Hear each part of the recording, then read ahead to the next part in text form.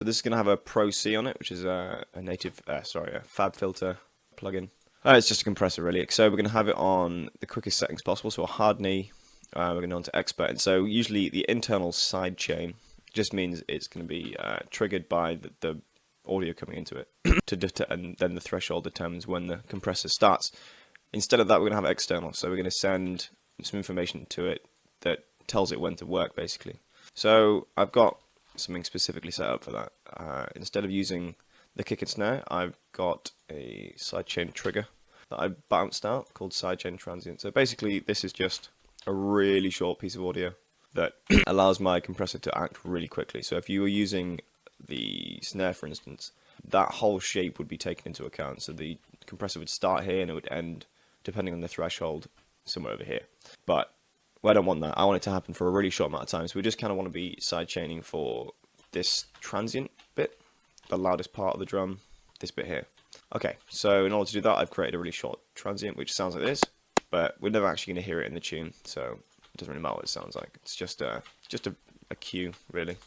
So I'm going to match the drum rhythm with this transient. So the drum rhythm goes like this. So the transient rhythm goes like this.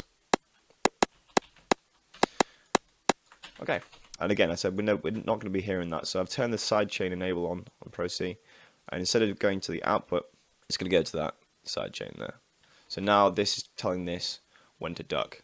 So let's get everything sent to the sidechain group. So all this business wants to go there.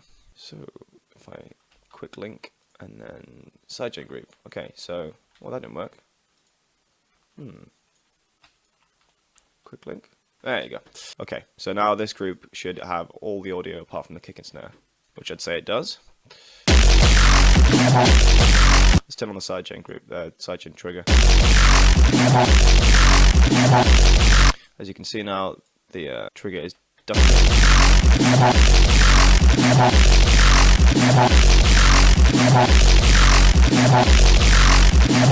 Cool. So we've got it on the quickest settings possible, so it's just reacting just around that. Let's bring the kick and snare back in.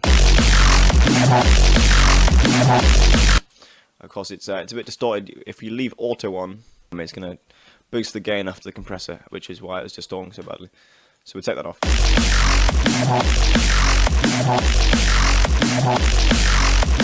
Actually, not going to send the kick bottoms to the sidechain group. We're going to have that coming straight out. So now you can hear the kick and snare transients popping through really nicely. I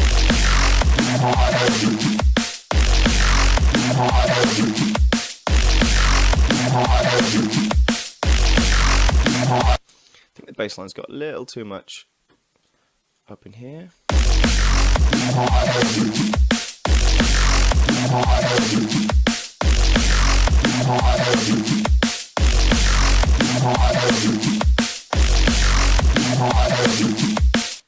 Let's just bring the kicks together again.